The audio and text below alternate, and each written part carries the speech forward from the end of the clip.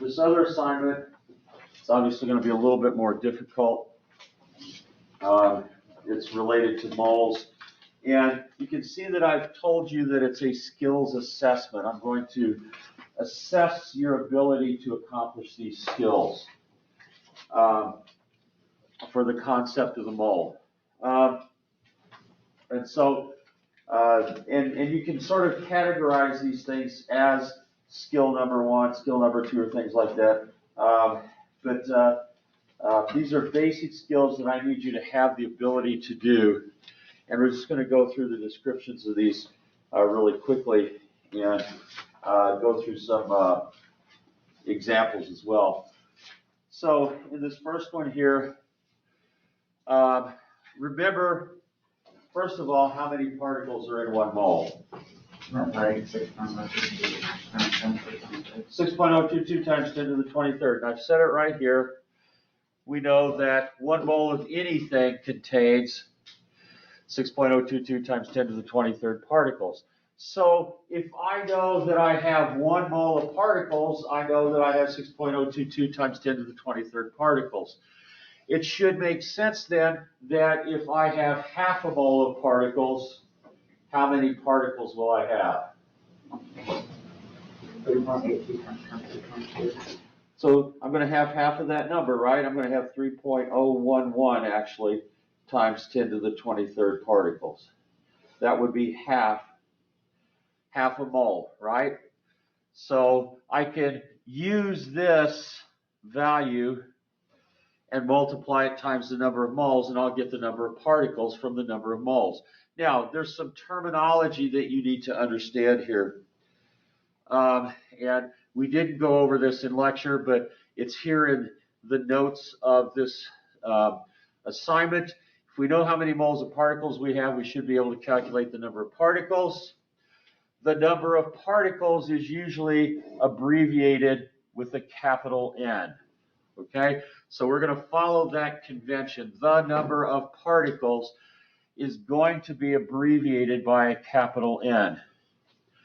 The number of moles is usually abbreviated MOL, although it's like, why bother? It's just one less letter. But anyway, the number of particles equals the number of moles, and then Avogadro's number is usually abbreviated N with a subscript A for Avogadro. So the number of particles equals the number of moles times times Avogadro's number. Okay, and as always, my expectation is that for every problem you'll write out a formula, then substitute values into the formula, and then show the calculation. And so here is what I would want for a couple of these different examples. Okay, so how many molecules of N2P5? By the way, what would this compound be called? N2P5.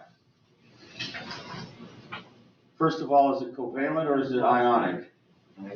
Nitrogen phosphate. Okay, that's not correct. Is it a covalent compound or is it an ionic compound? How do I tell the difference between an ionic compound and a covalent compound? Sharing electron. Okay, which one does that though? If I have metal and non-metal, I'm Sharing. If I am metal, non-metal, I'm transferring electrons, right? Because things flow from left to right. So I'm transferring electrons if I'm metal, non-metal. That's ionic. Covalent means sharing valence electrons, right? So I automatically know if it's covalent if I'm sharing electrons. But more easily, nitrogen and phosphorus are both non-metals, so I know this is covalent. So if I know it's covalent, I know that I need to use number prefixes, right? I don't use number prefixes for ionic compounds, and this is why we have to review this stuff, right? Okay, so N2, what's my prefix for 2? Di. So it's going to be diphosphorus and then what? Pentaphosphide, right? Diphosphorus, pentaphosphide. And elements as a last name always take the suffix IDE, right? So for covalent compounds, we don't have any exceptions here. It's always going to be IDE for a covalent compound. Mr. Marshall, what happened to nitrogen? Dinitrogen? You said diphosphorus. Oh, I'm sorry, I said it's dinitrogen pentaphosphide. Okay. My bad. Just wondered. Yeah, sorry. Okay, but again, this is why we need to keep reviewing these things, because you've got to have these skills. So, how many molecules of dinitrogen pentaphosphide are in 0.635 moles of dinitrogen pentaphosphide? I write out the formula. Number of particles equals moles times Avogadro's number equals 0.635 moles times 6.22022 times 10 to the 23rd molecules per mole equals this many molecules. And yes, absolutely, my expectation is you will put the word or the abbreviation mole there and the unit molecules per mole there. Okay, part of the reason that I want you to do that is so that you can see how the units cancel out and leave me with molecules as an answer. So let me show you why this might be important. What if I forget that I multiply these things and think that I need to divide these things? What if I think I need to divide moles by molecules per mole? Okay, if I think that I need to divide moles by molecules per mole, okay, I've got a fraction now in the denominator, right? And this is a really useful thing to think about, seeing how the units work out and cancel out. So if I've got a fraction in the denominator, molecules per mole, what's my trick for not having to divide a fraction? What do I normally do in that case? I turn it into a multiplication, right? I multiply by the reciprocal. So if I come over here and say moles times moles per molecules, I would get this very strange unit that would be moles squared per molecules. Okay, so if I forget that this is a multiplication and I divide these things instead, then because I paid attention and decided to put units in my calculations, I would get moles squared per molecules, and my brain would be going, that's not any unit that I ever heard of. I must have done something wrong. Okay, so I'm not just trying to be a control freak here by making you do this. Okay, I'm providing you with an opportunity not to make mistakes. Okay, so I insist that you use units in your calculations, and I'll tell you when there are exceptions to that. There's an important exception to using units, but I insist that you write out the formula and then substitute the values in and then show me the calculation. And part of the reason that I do this is if you do this in this logical of a fashion and show me this work, it takes me tenths of seconds to grade your work. Okay, because I can see that you did this exactly right. Just by glancing at this, I know you did this exactly right. But if you don't do it in this logical, systematic way, it takes me lots of seconds to minutes to grade your work, and that's going to piss me off. Okay?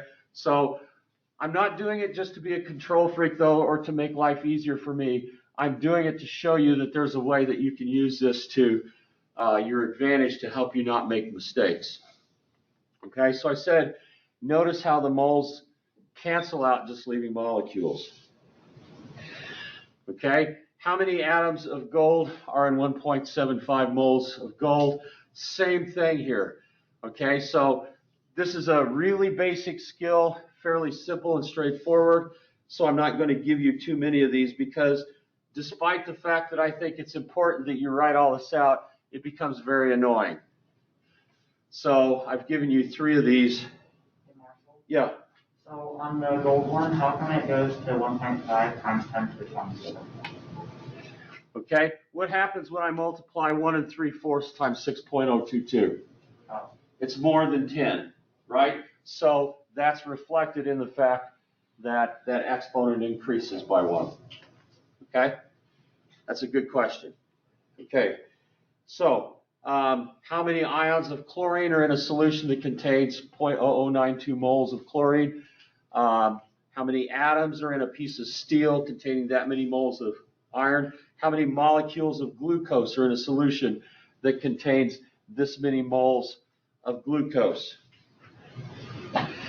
And then for honor students, or if you want extra credit, okay, I've told you you have a solution that contains 0.5 moles of potassium per liter of solution.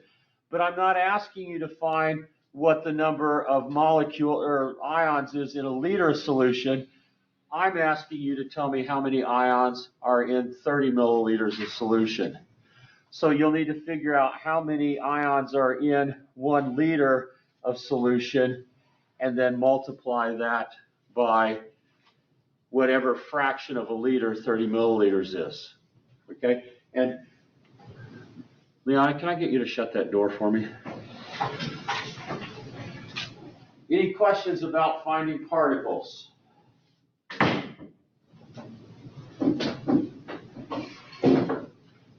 Okay. As number of particles equals moles times Avogadro's number, if I rearrange this to solve for moles, okay, if I divide both sides of the equation by Avogadro's number and I isolate moles, I get moles equals the number of particles divided by Avogadro's number. So if I had 6.01 times 10 to the 23rd particles, and I know that 6.022 times 10 to the 23rd particles is 1 mole, I would know that I have almost 1 mole of particles, right? It would be like 0.99 moles of particles. Or if I had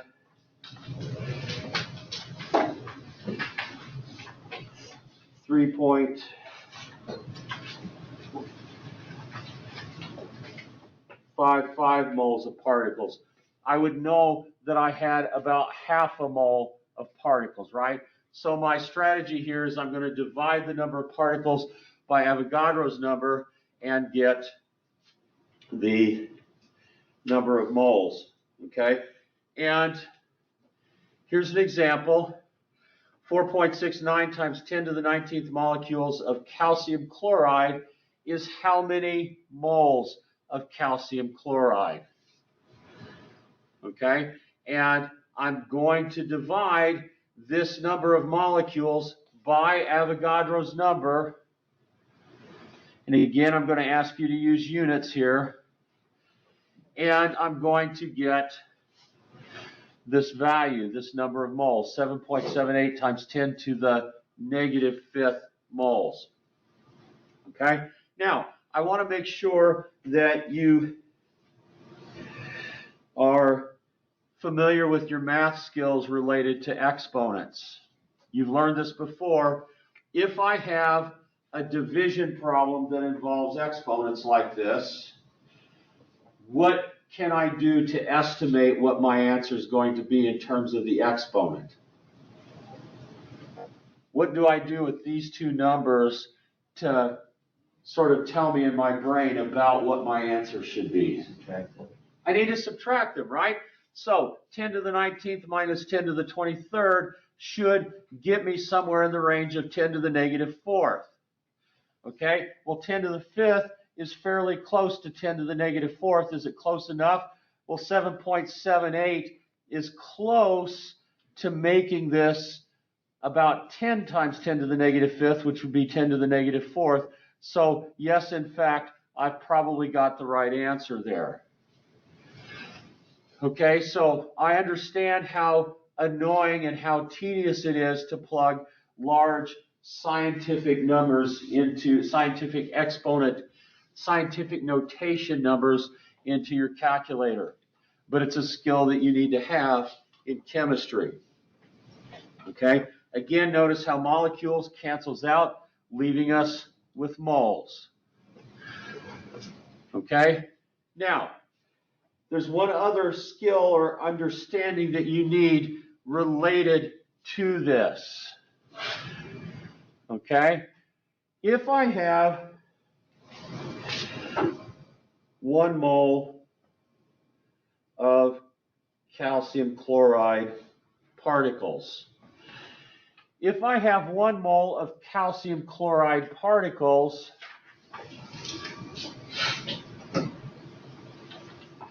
and I remember that this compound is made up of 2 different components.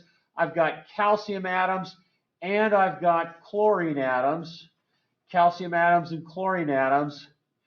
If I have 1 mole of this whole thing, how many moles of calcium atoms by themselves do I have? Okay, if I have 1 mole of this type of particle, and each one of these particles has 1 atom of this and 2 atoms of this, how many moles of calcium atoms do I have?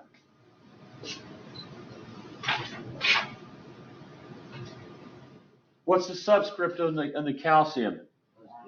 1, right? So if I have 1 mole of this whole thing, I also have 1 mole of calcium particles, right? I have 1 mole of calcium particles.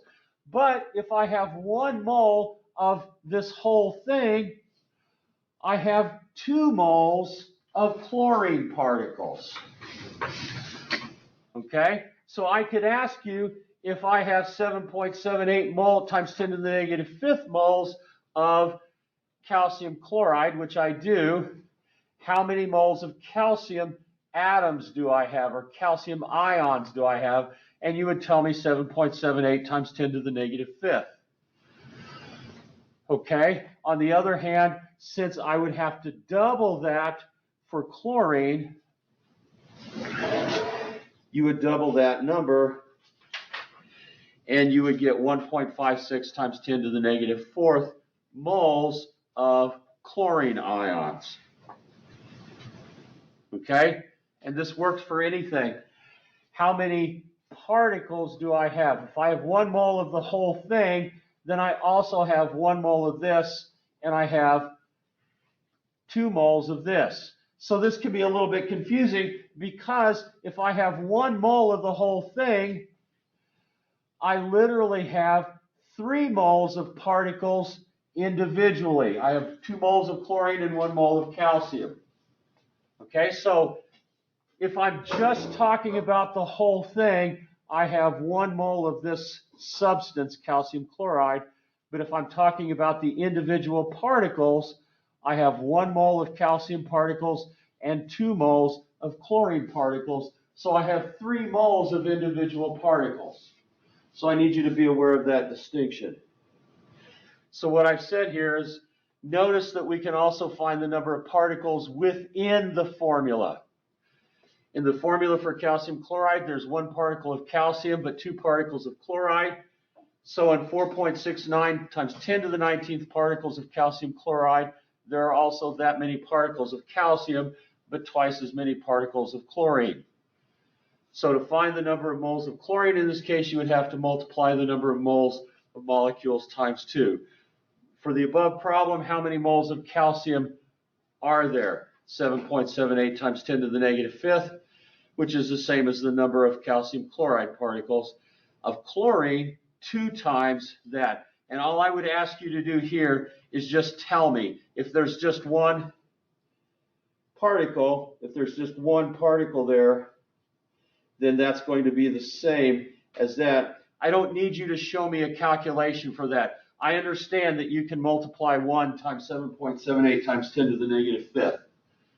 Okay? And I understand that you can multiply 2 times that, so I'm not going to ask you to write out any formula for that kind of a calculation. So I've asked you then to do this. 9.88 times 10 to the 25th molecules of N2 gas has how many moles of N2? And you're again just going to divide that number of molecules by Avogadro's number, and you'll get the number of moles. But then how many moles of nitrogen atoms would there be? Since there's 2 nitrogen atoms in each molecule, you would multiply that number of moles times 2. Okay? Do the same thing for this number of molecules of HCl.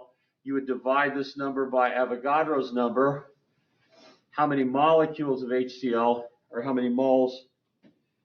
And then how many moles of hydrogen atoms would there be, and how many moles of chlorine atoms would there be? Remember, there's only one as a subscript here, so if I have a certain number of moles of HCl, I'm going to have that same number of moles of hydrogen and that same number of moles of chlorine.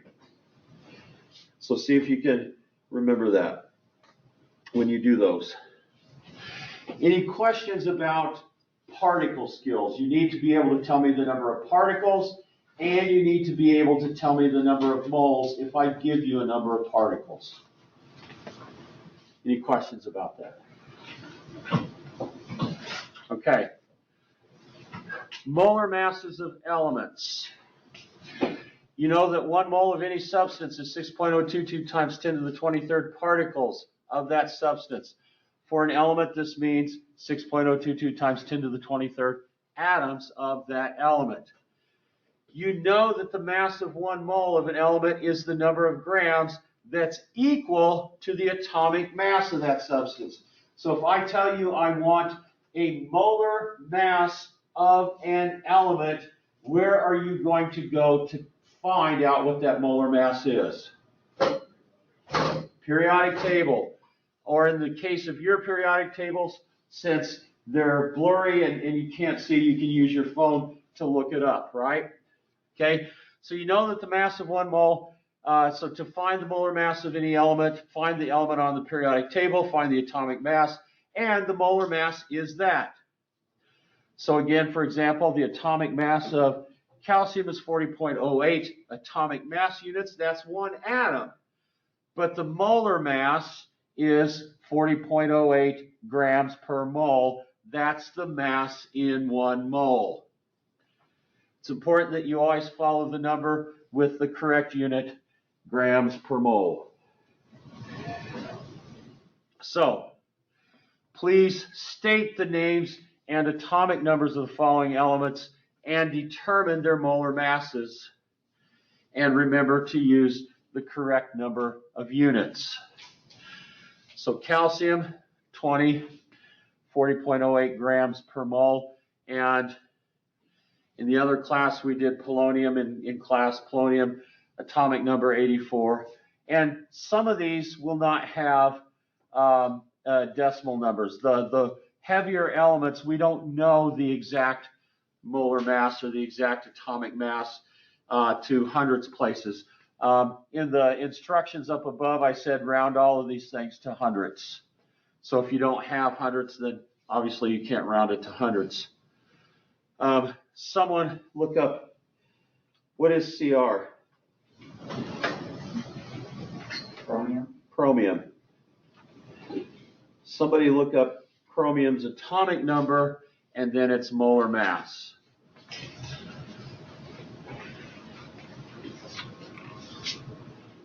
On your phone or on your periodic table. Atomic number is 24. Atomic number is 24. And if you go to a source that, and actually I like the idea of you looking up the molar masses online. That gives you an ability to go to the internet and find out information that you need to know, rather than just looking it up on a periodic table. So what's the molar mass of chromium? If somebody wants to look it up. Will somebody look it up for me? Yeah, what'd you get? Or Katie?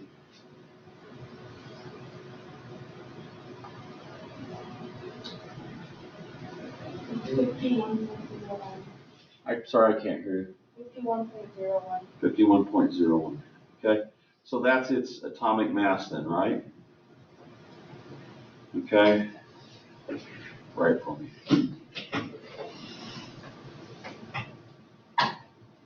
Okay, now for some reason, it doesn't seem like what I remembered. So I'm going to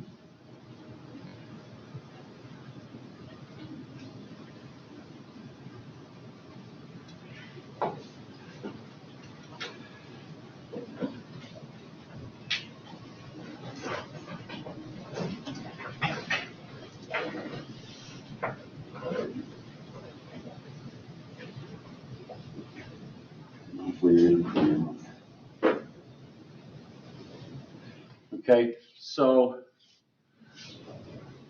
the atomic mass of chromium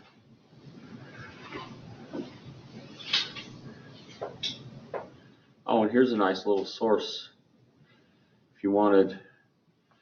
So that's actually 51.9961. And so maybe it was hard to read the nines as zeros. So that would be 52.00.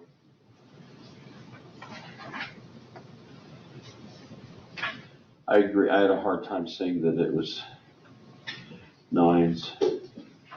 So 52.00 grams per mole. So that shouldn't be that difficult. I need you to be able to find molar masses of elements. Okay? Now, we have a little bit of a problem with some of our elements because some of our elements occur in nature, not as individual atoms. So, for example, chlorine, its atomic mass is 35.45, and its molar mass would be 35.45 grams per mole, but it doesn't occur in nature as single atoms. It occurs in nature as diatomic molecules. So I'm going to have to multiply the number of the atomic mass. So each molecule of chlorine gas is actually a molecule of 2 chlorine atoms.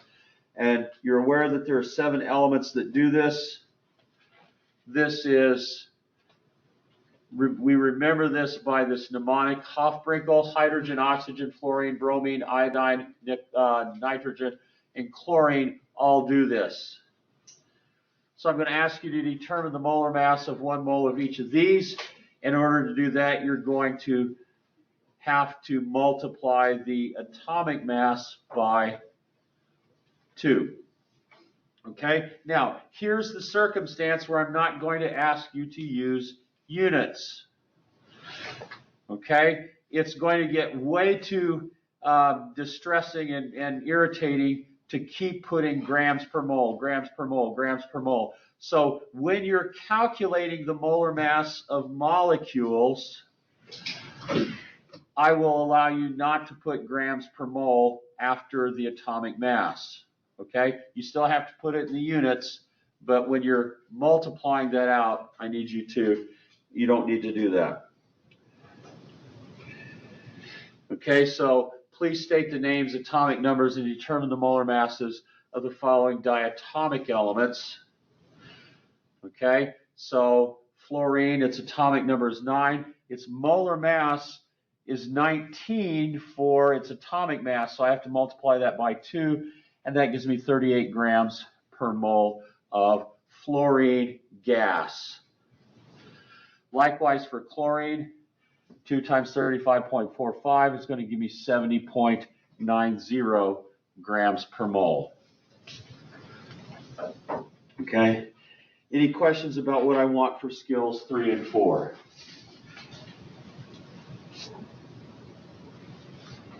Okay. Calculate grams if you are given numbers of moles. You're aware that if you know the molar mass of a substance, grams in 1 mole, you can multiply this number times the number of moles to give the total number of grams. Please determine the number of grams in samples listed below, given the stated number of moles. Again, grams equals moles times molar mass. Okay, every time you need to perform this calculation, please write out the formula. Use units in all parts of your calculation. Follow the calculation below. Okay, 2.02 moles of calcium. The number of grams in that is moles times molar mass. 2.02 moles times 40.08 grams per mole equals 81.0 grams. And again, notice how units cancel out and leave me with the unit that I want. If you get this backwards and you divide this, you'll get the wrong units, and that will tell you that you made a mistake. So I did this one in the other class with them just because I know what the molar mass of nitrogen is. So grams equals moles times molar mass equals 0.74 moles.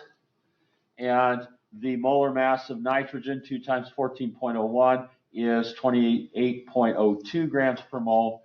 And that gave me 20.73 grams. Okay?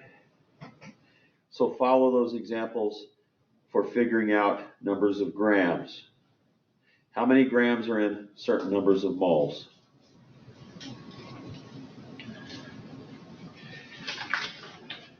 Then, calculate moles if you're given a number of grams. You're aware that if you know the molar mass, grams in 1 mole, and you're given a different number of grams, you can divide the number of grams by the number of grams in 1 mole. In other words, the molar mass. So I can say the number of moles is grams divided by the molar mass. Every time you need to perform this calculation, write out the formula first. Moles equals grams per molar mass. I was given 24.9 grams of polonium, and I know that the molar mass is 209 grams per mole, so I'm going to divide this number of grams and get 0.12. And you can see, you can kind of predict, this is 24 is about 1/10 of 200, right? It's a little more than 1/10, but it's about 1/10. So if this is about 20 and this is about 200, that's about 1/10, and you can kind of predict what your answer is going to be. So if I have this few a number of grams compared to this many grams, I'm going to have less than 1 mole.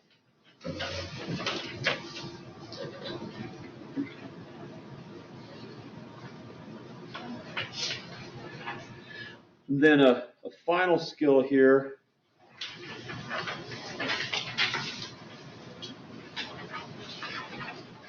is calculating the molar masses of compounds. Okay?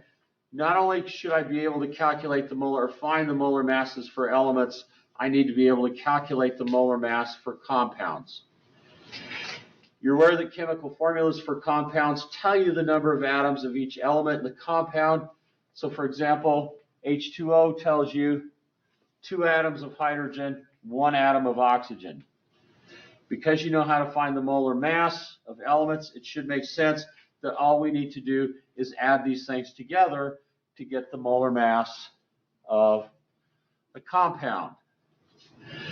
So we're simply going to multiply the number of atoms in the compound of each element by the molar mass of that element. So for example, if we have magnesium sulfate, we have 1 atom of magnesium, 1 atom of sulfur, and 4 atoms of oxygen. Therefore, we'd have the following calculation. The molar mass of magnesium sulfate equals 1 times 24.31, which is the molar mass of magnesium, plus 1 times the molar mass of sulfur plus 4 times the molar mass of oxygen. You just add those together and you get the molar mass of the compound.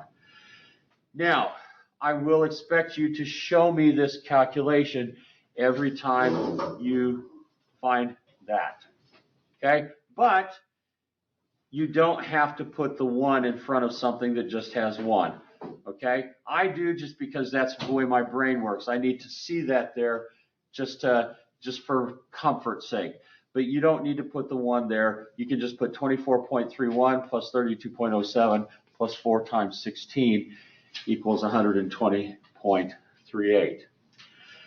The other thing that I would allow you to do, if in your head you can calculate this 4 times 16, I would allow you to just write 64.00 there. I would know that you multiplied 16 times 4 if you put 64 there. So you could do that if you want that. Again, I won't require you to put units in these values, only the final answer. So I'm going to ask you to determine the molar masses of the following compounds. And then once you've completed the molar mass, I want you to pretend that you have 4.6 moles of that, and then find out how many grams this would be. If you had 4.6 of that, and then once you do that, let's say you have 375 grams of each, go back and figure out how many moles that would be. So here's an example of what I want. Here's a compound cesium phosphide. I want you to calculate the molar mass of this. So you would find out what the molar mass of cesium was, 132.91, multiply that times 3, plus 1 times the molar mass of phosphorus, and that would give you the total molar mass. And then pretend that you have 4.6 moles of that and tell me how many grams that would be. So if this is the molar mass of 1 mole, what would the mass of 4.6 moles be? 4.6 moles times that. And then how many moles would it be if you had 375 grams? And you can see that 375 grams of this is less than the 429 that you calculated. So you can see that you're going to have less than 1 mole, and that would help you figure that out. So I'm going to ask you to do the rest of these. Okay? I did lithium phosphate, and you can go ahead and copy that one down if you want to as one that we did in class. And that would be an extra example for you. And I'll leave that up there. Okay. This is a reasonably long assignment. So, and you may have questions as you're working on it. So I will give you, let's see, what's today? Thursday, Monday. I'll give you until Wednesday of next week to turn this in, both of these assignments in. You'll probably finish the other one in just a few minutes, but show me that you know these skills by next Wednesday. Okay, and then in our next class, we will take these skills and apply them to making solutions. Okay, our next lab will be related to how do we make solutions of certain strengths. And we need these skills to be able to participate in that kind of a lab.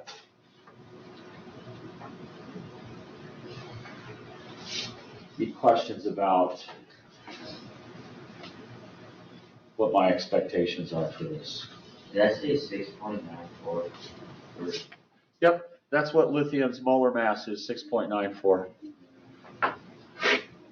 Right? And when you're looking at things like this and you see something that my handwriting isn't quite clear on, you have the ability to go to the periodic table or to the internet and find out what it is for yourself.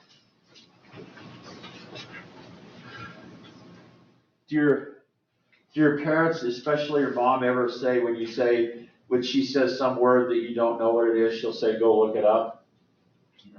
No? Your parents don't tell you that? No. Huh? No, I see that to my mom though. Oh, do you? Go look it up? Okay. My mom did that to me all the time, so I got very used to looking things up. Go look it up. If you don't know that this is 6.94, because my handwriting is really pretty clear on that, go look up what lithium is. I'm not really trying to be obnoxious. Yeah, that's fine.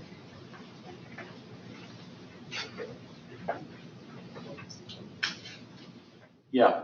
For the compounds, we're finding all three of them, the molar mass and the enzymes. Yeah, so like I said,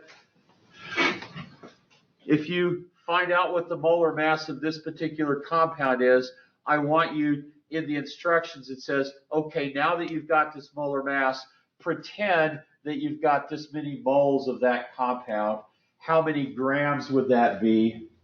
Okay, and then, oh, now that you've got this molar mass, pretend that you have 375 grams of that. Tell me how many moles that would be. And I want you to do that for all of those compounds.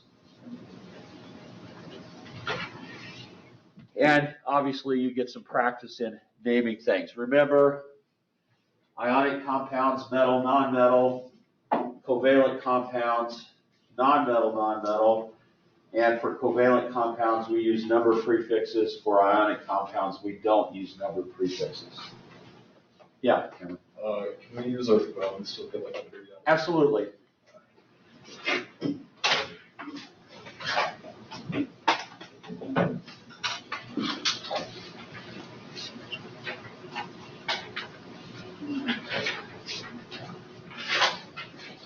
And again, the transition table and the polyatomic ion table I gave you is in the Canvas notes. I can remind you how to get to that.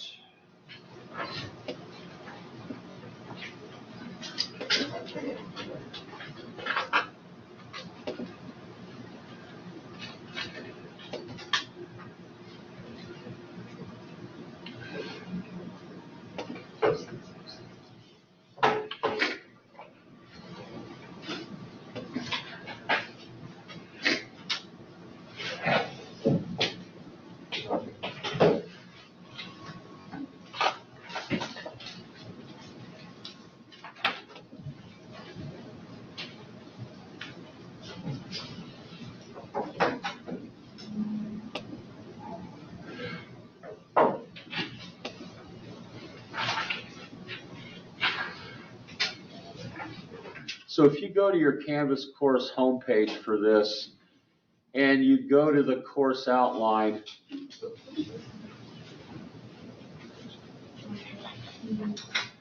and you go to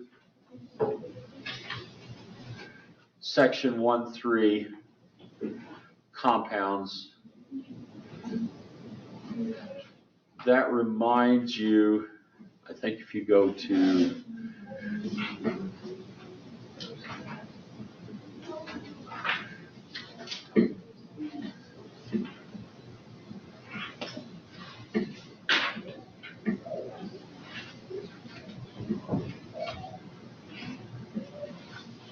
it's probably not the second page.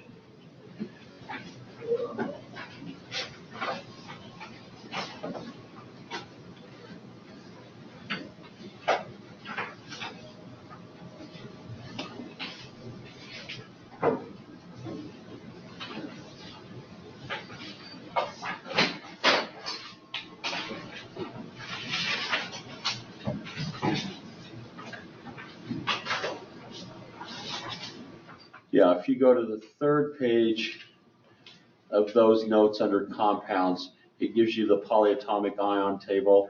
So you can click there to see the names.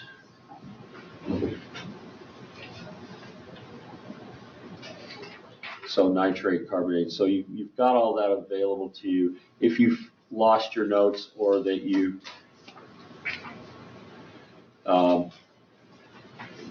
threw them away. But then there's also the transition table on that page as well.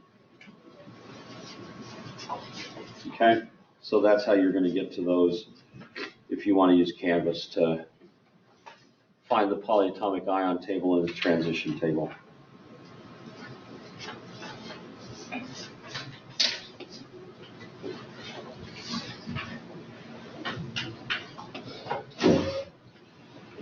Okay.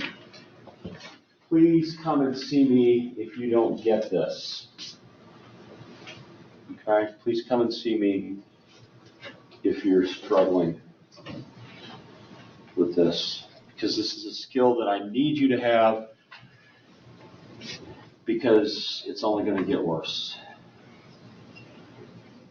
Now, I think it just gets more challenging and more interesting, but if you're not a big fan of chemistry and math, then if you don't get this, it will compound itself when we compound. Marshall thinks he's funny sometimes. Okay, so we'll